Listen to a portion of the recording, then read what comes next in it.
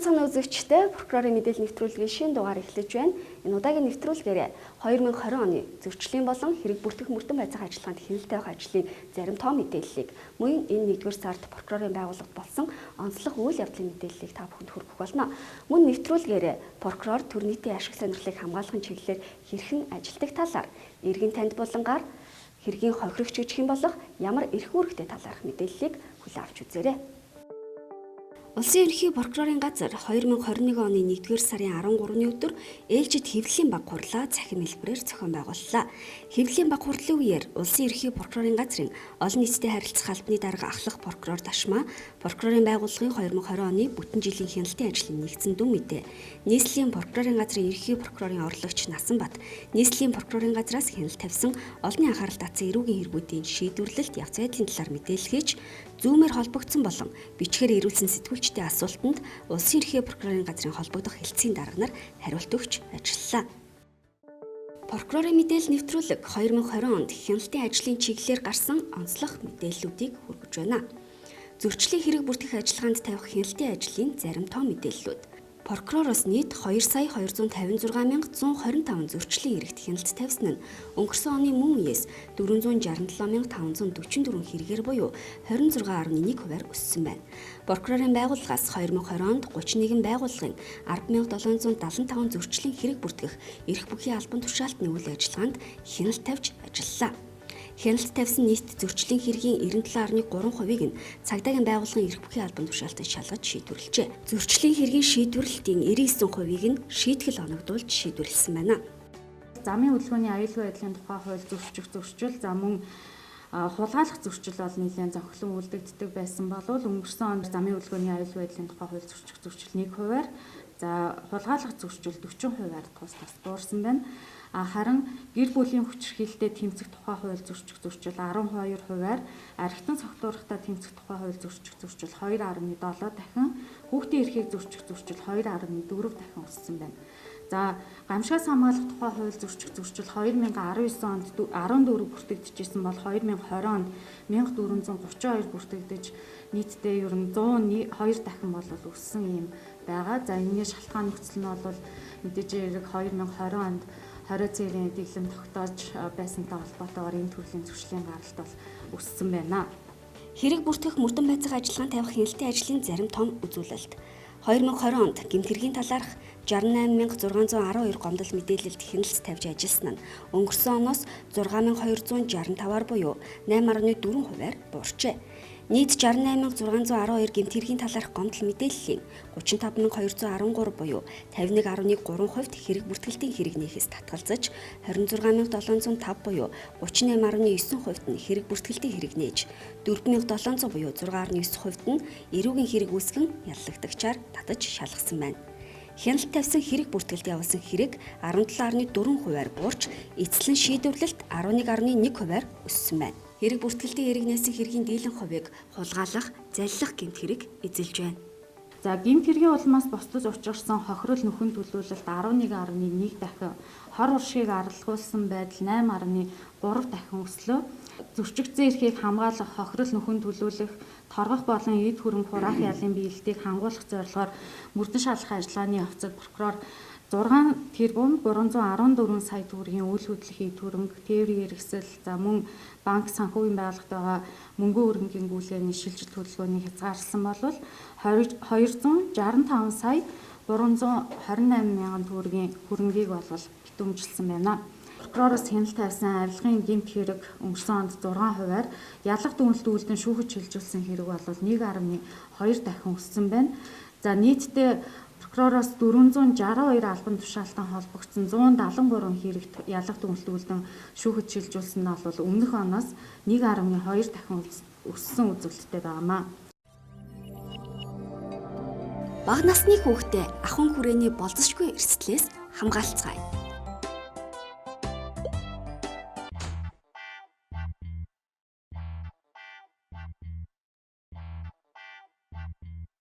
Гэртээ химийн хорт байдас ахуйн хэрэглээний цэвэрлэгээний шингэнийг хүүхдийн гар хүрэхгүй газар хадгалах. Хэрэв хүүхэд элдвийн шингэн зөвлөсөн бол нэн даруй яаралтай тусламж дуудах хэрэгтэй.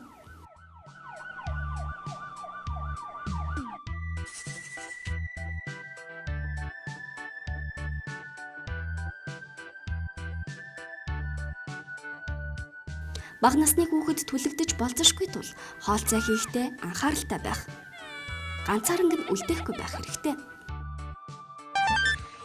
Түлэгдэж болзошгүй гэдгийг хүүхдэд хэлж ойлгуулах, анхны тусламжийн тухай мэдлэгтэй болгох.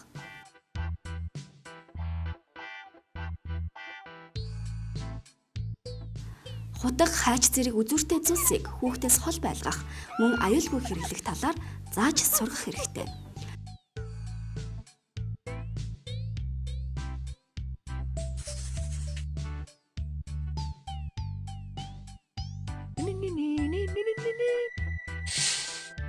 Хүүхдийг ганцаарнг нь усанд оруулахч эрсдэлтэй нөхцөл байдал үүсгэж болзошгүйг анхааруулж байна.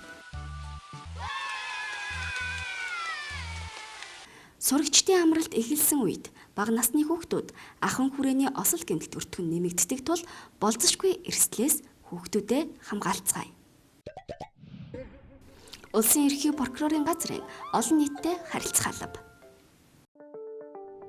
Нийслэлийн прокурорын газраас сүүлийн үед хяналт шийдвэрлэсэн хэргийн талаарх мэдээллийг хүргье. 2020 онд 1132 гэмт хэргийн талаарх гомдол мэдээлэл 1466 эрүүгийн хэрэгт хяналт тавьж ажилласан байна. Нийт хяналт тавьсан эргийн 48.7%-ийг цагдаагийн байгууллага, 44.2%-ийг авилгатаа тэмцэх газар, 4.7%-ийг тагнуулын ерөнхий газрын мөрдний шалгах газар, 2.2%-ийг мөрдний шалгах ажиллагаа явуулах эрх хүүгийн байгууллагуудын хамтарсан ажлын хэсгээс шалгах ажиллагаа явуулсан байна. Яллах дүгнэлт үйлдэл шүүгч шилжүүлсэн хэрэг 1.8%-аар, шүүхээр эцэслэн шийдвэрлүүлсэн хэрэг 11.6%-аар өссөн байна.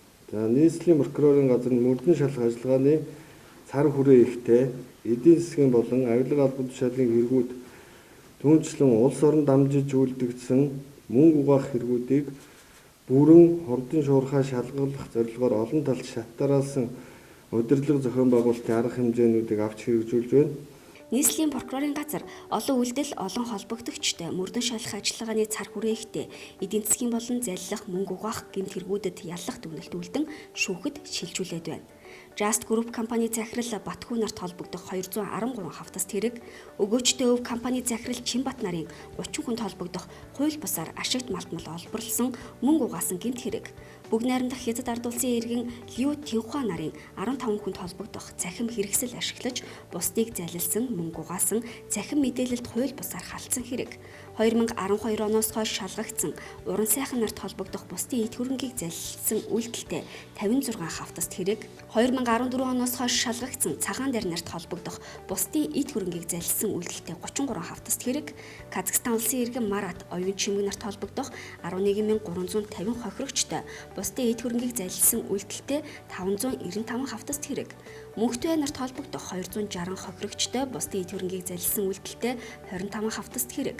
2012 оноос хойш үйлдэлтэй гүр аргачаа нарын 6 хүнд холбогдох 35 үйлдэлтэй залилах хэрэгүүдэд яллах дүгнэлт үлдэн шүүхэд шилжүүлж шийдвэрлүүлээд байна.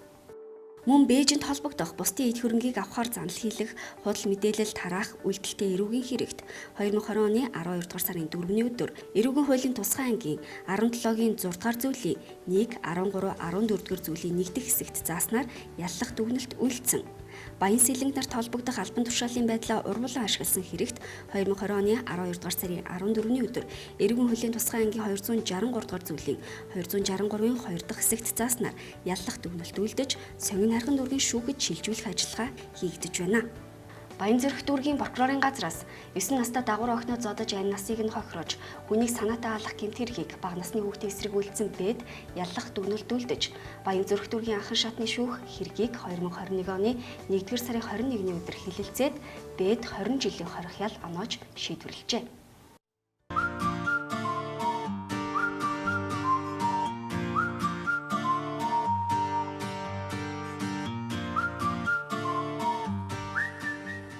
Таны юу вэ? Аав сонь сайхан юу вэ? Та хаа өрхнө? Сумын төв орд юм уу? Яах нь? Бөө нөгөө алдсан адууныхаа талаар оч байцаагчтай уулзд юм уу? Тэрний төлөө сумын төв орж яад. Тэгээ яах? Уцч юм байна уу? Хаага. Замын чамтай гоё юм зааж гисэ. Юу юм бэ? За, ингэн. Өөрийнхөө утаснаас e-justice.cg-ийн вебсайт руу орно. За. Зааврын дагуу бүртгүүлнэ. За ингээд нэвтрээд орчино. За. Тэгэнгүүт бүх хэмжээ ингээд дэлгэрэнгүй гараад ирж байгаа. За эхлээд ингэсэн юм ба штэ. Сэргэлэн Баатар мөрдөгч шалгасан юм байна. Энэ он сартаагаа байж. Тий. Тэгээд Пүрвэ прокурорын хяналтанд орсон он сар нь бас байна. Тий. Одоо тэгээд энэ цэвэрлэмаа шүүгчдэр байгаа юм ба штэ гэж. Тийм үү? Тий. Энэ бүр шүүх хуралч тавлагдсан байна штэ. Ажи тий. 15-ны 10 цагаас гэж. Шүүхээс мэдэгдэнэ хөөе. Өө чи бүр үнэхээр амархан болцсон юм биш тий. Үгүй яа. 7 хоногийн дараа шүүх хуралтай байна штэ. Өш. Тэгээ заа хуулийнх нь зөвлөгөө хажууд нь гэж. За. Ирэх үргийг чинь бичсэн байж байгаа. Тэрийг сайн унших хэрэгтэй байлээ шүү. Баярлалаа хөө. Цаг үетэйг хөл нийлүүлж. За. Бүтэн 100 эхлээд 20% орсон багч. За дугуй. Наад гэж гисэн. E-Justice Team-ийн шүүх эрх мэдлийн болон хууль сахиулах байгууллагуудын захин мэдээллийн нэгдсэн систем. Улсын ерөнхий прокурорын газар.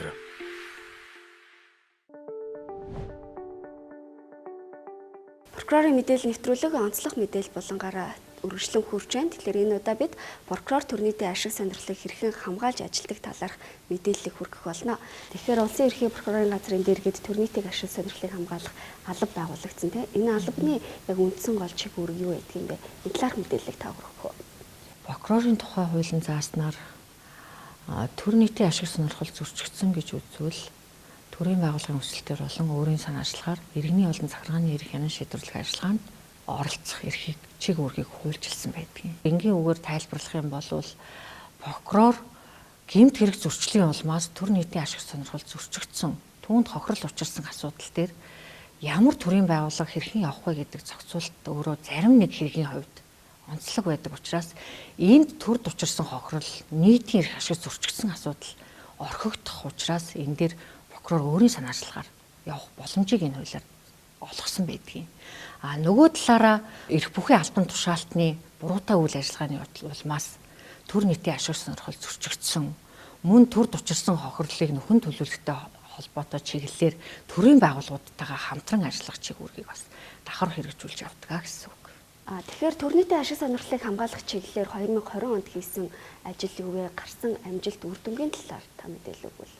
Прокурорын байгууллагаас 2020 онд төр нийтийн ашиг сонирхлыг хамгаалах ажлын үр нөлөөг нэмэгдүүлэх, сайжруулах зорилт тавин ажилласан.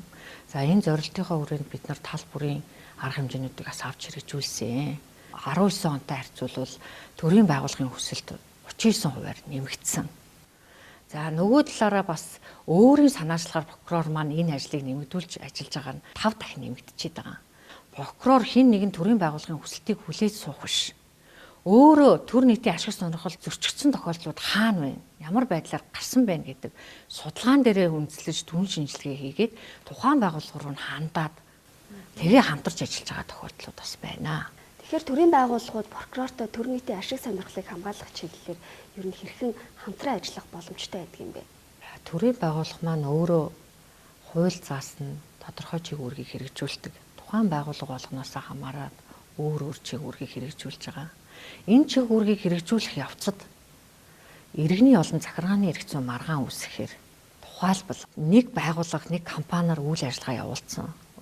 Ажил гүйцэтгүүлсэн. Тухайн ажил нь хугацаанд гүйцэтгэгдээгүй, эсвэл чанаргүй гүйцэтгсэн, эсвэл гүйцэтгэл нь дутуу. Ийм асуудал гарч ирдэг. Энэ дээр маргаан үүсгээд явах гэхээр өөрсдөө хууль эрх зүйн мэдлэг тутмаг. Мөн олон төрлийн санхуудын үйл ажиллагаа ард иргэдэд зэмжсэн үйл ажиллагаа явуулж байгаа. Гэтэл иргэд маань төлбөрөө хугацаанд нь төлдөг. Гэрээгээ зөрчдөг. Ийм асуудал дээр төлбөр мөнгийг гаргуулахаар яах ёстойгоо учраа олохгүй байдаг. Тэгэхээр ийм юм дээр зөвлөгөө авч эрх зүйн тусалцаа үзэж хамтран ажиллаж эцсүүлд нь энэ хоёр байгууллага хамтран ажилласнаар төрд учирсан хохирол бүрэн арилгах. Тэгэхээр зүгээр жишээ олгоод хэлэхэд зарим нэг сумын цэцэг дарганаар болвол яг ийм эрх зүйн маргаан гараад төлбөр тооцоотой холбоотой нэхэмжлэх болохоор өөртөө хууль зүйн мэдлэггүй учраас өмгөөлөгч хөлсөлж авах тохиолдол гардаг. Тэгэхээр өмгөөлөгч хөлсөлж авах нь өөрөө эргээгээд өмгөөлөгчийн хөлс маань төрөөс гарч байгаа. Тэгэхээр энэ өмгөөлөгч хөлсөлж авахын оронд прокурорын байгууллагад хандаад манад ийм маргаан гарлаа гэд материалаа үзүүлээд хүсэлтээ өгөх юм бол прокурор тэрийг чинь судлаад хууль зүйн талаас нь зөвлөгөө өгөөд хамтарч явна л гэсэн. Прокурор төрнийтэй ашиг сонирхлыг хамгаалах нь энэ сэдвийн хүрээнд мэдээлгсэн танд баярлалаа. Баярлалаа. Улсын ерхий прокурорын газрын олон нийтэд харилцаалал пэйж хуудсанд иргэдээс хамгийн ихээр ирж байгаа асуултанд хариулт өгөх иргэн танд буланг хүргэж байна. За прокурорын мэдээлэл нэвтрүүлгийн иргэн танд булангаар хохирогч түүний эрх үүргийн талаар тодорхой мэдээлэл өгөхөөр бэлтгэлээ. Эрэг үүрэг хянжит тухай хууль тодорхойлсноор хохирогч гэдэг бол гэмтэргийн улмаас амнаас эрүүл мэнд бусад эрх хэрэгчлөө төрөнгийн болон төрөнгийн бус хохирол хүлээсэн хүн хуулийн этгээдийг хэлнэ гэж тодорхойлсон байдаг бөгөөд прокурор мөрдөх шүүгч шийдвэр гаргаж хохирогчоор тогтоодог. Хохирогч нь эрэг үүрэг хянжит ажиллагаанд тодорхой эрхийг эдэлж үүргийг хүлээдэг. Тодруулах юм бол эрхийн тухайд өөрөөгөө өмгөөлөх, хууль зүйн тусалцаа авах, хэргийн бодит байдлыг тогтоохын шаардлагатай эд зүйл баримт бичгийг мөрдөн шалгах байгууллагад гаргаж өгөх, мөн мөрдөн шалгах тодорхой ажиллагаа явуулах талаар хүсэлт гаргах, мөрдөгч прокурорын шийдвэр үйл ажиллагаанд гомдол гаргаж түүнийгээ шийдвэрлүүлэх, их хэлээрээ болон мэддэг хэлээрээ мэдүүлэг өгөх, орчуулагч хэлмэрч авах, өөрийн болон гэр бүлийн гишүүдийн эсрэг мэдүүлэг өгөхгүй байх одоо энэ эрхүүдийг эдэлдэг бол үүргийн тухайд шүүх прокурорын дуудсан цагт хүрэлцэн эрх үүрэгтэй, хэргийн талаар үнэн зөв мэдүүлэг өгөх үүрэгтэй, өөрт илэрхий болсон хэргийн талаар мэдээллийг задруулахгүй байх, мөн энэ эрэг үүрэг хяншидах ажиллагааны журмыг сахих үүргийг бол хүлээдэг.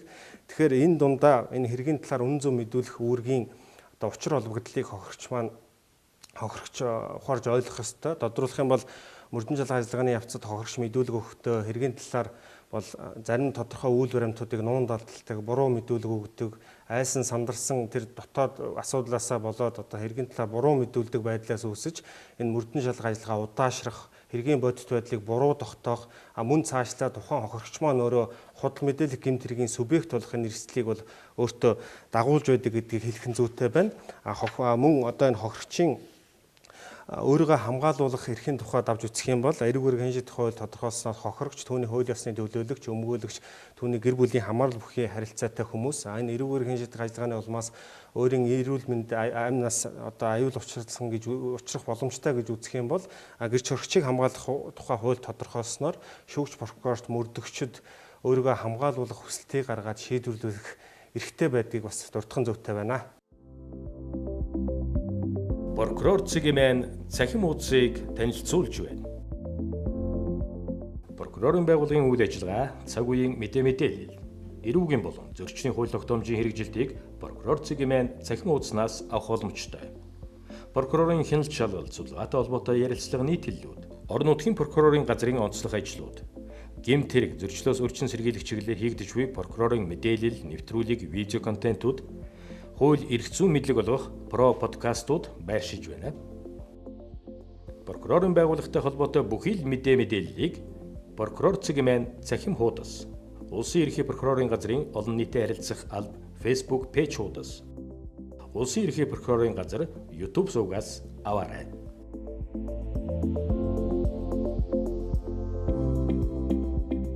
Улсын ерхий прокурорын газар. Прокурорын байгууллага өнгөрсөн жил ололт амжилтаа дүгнэж анх удаа онцлог прокурорыг шалгаруулахаар болж улсын ерхий прокурорын газрын хяналт шинжилгээ үнэлгээ сургалтын хэлтсийн хяналтын прокурор Мөнхбат 2020 оны онцлог прокурор болсон юм а. Мөнхбат нь прокурорын байгууллагад тасралтгүй 28 жил ажиллаж байгаа бөгөөд хяналтын прокурор, аймгийн орлогч прокурор, улсын ерхий прокурорын туслах прокурор, ял эдлүүлэх ажиллагаанд хяналт тавих хэлтсийн дараагаар ажиллаж байсан юм. Одоо прокурорын байгууллагын сургалтын албыг шинжилэн сайжруулахад хувь нэмрээ оруулан ажиллаж байгаа бөгөөд 2020 онд хууль зүйн ухааны докторийн зэрэгээ хамгаалсан нэр хүндтэй судлаач прокурор юм а. Прокурорын мэдээлэл нэвтрүүлгийн шинэ дугаар та бүхэнд хүрэлээ. Энэ удаагийн нэвтрүүлгээрээ 2020 онд хяналтын ажлын чиглэлээр хийсэн зарим тоо мэдээлэл, мөн хянаж шийдвэрлэсэн хэргийн талаарх мэдээллийг хүргэлээ. Анхаарал хандуулсан та бүхэнд баярлалаа.